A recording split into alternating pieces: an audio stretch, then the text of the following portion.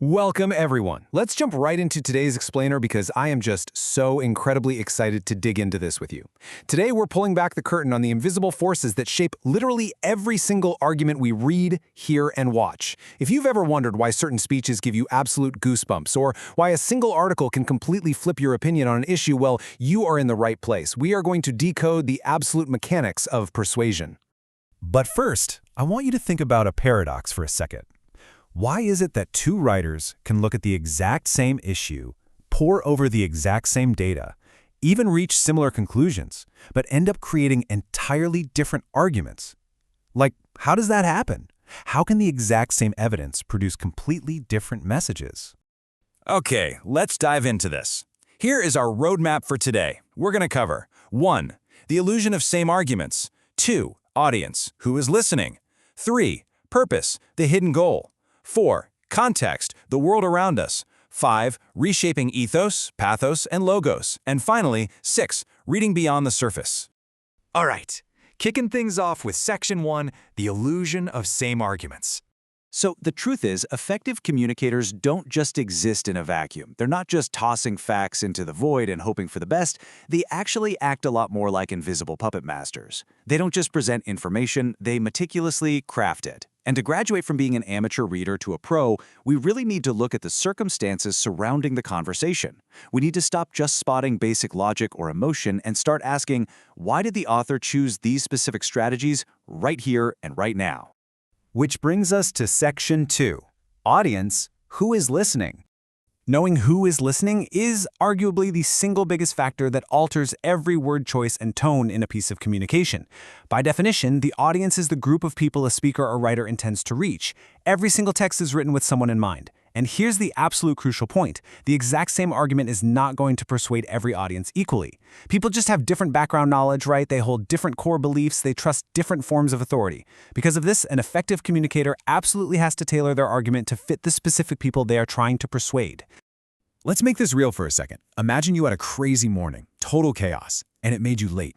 If you're texting a close friend about it, your language, your tone, the slang you use, it's going to be pretty casual, right? But what if you're emailing a potential employer to explain that exact same situation? I mean, your tone shifts completely. Suddenly you're professional, you're concise, you're formal. The event itself didn't change. You didn't change. Literally the only thing that changed was your audience, and professional writers make these exact same adjustments, just on a massive scale. Moving right along to Section 3, Purpose, the hidden goal. Purpose explores what the speaker actually hopes to pull off with their text. What is their hidden goal?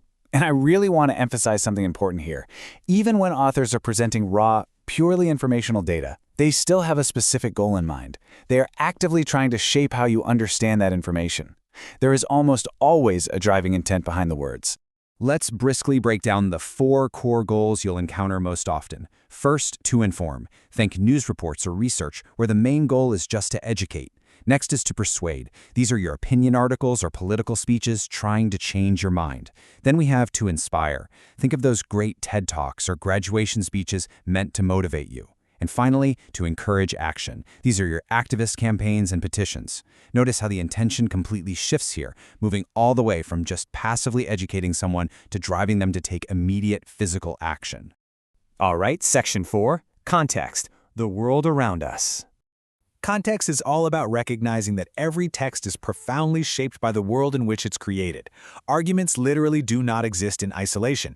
They are entirely dependent on their environmental and historical timing. Things like historical events, cultural debates, new technology, all of it shapes the text. Understanding context explains why certain arguments seem to just bubble up out of nowhere at very specific times. And this brilliantly illustrates that point. Just look at artificial intelligence. If you were reading an article about AI back in 2005, the public concerns were totally different, right? Awareness was pretty low. But skip ahead to today, the tech has exploded. The whole cultural conversation is dramatically shifted. The arguments being made about AI today are entirely new simply because the context changed. As the world changes, the arguments have to change right along with it. Section 5 now, Reshaping ethos, pathos, and logos. So, we've got our 3 pillars, audience, purpose, and context. Now let's bring back the classic rhetorical triad, ethos, pathos, and logos, and look at them through this new lens. Let's walk through this incredibly helpful matrix and see how a speaker morphs their evidence. On the top left, under ethos or credibility, if a researcher is speaking to a room of scientists, they're going to lean heavily on academic credentials and technical expertise. But look at the next column. If that same researcher steps onto a public stage, suddenly their credibility comes from personal experiences and relatable stories. The same goes for logos, or logic, on the bottom row. Scientists want peer-reviewed research and statistical analysis. The general public? They respond way better to personal examples and simplified stats. The evidence completely transforms because the audience transformed. And it's the exact same story with pathos, our emotional appeals. Say you have a public health campaign. If your target audience is parents, the emotional appeal is going to heavily focus on protecting their children. That hits their specific demographic values perfectly, right? But if that exact same campaign targets college students, talking about protecting kids? Yeah, that's not going to work.